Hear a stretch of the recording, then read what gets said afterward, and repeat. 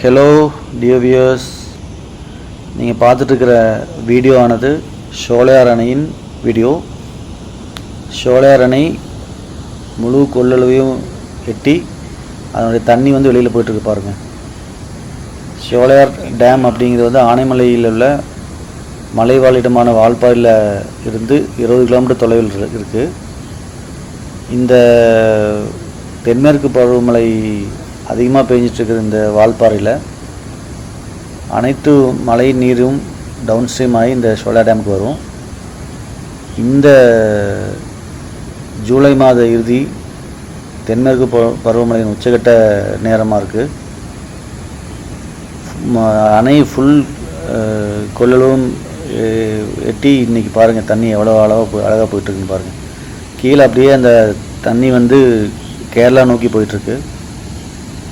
சாலக்குடி ஆறாக மாறி அது கீழே லோவர் ஷோலையார் டேமுக்கு போயிட்டுருக்கு.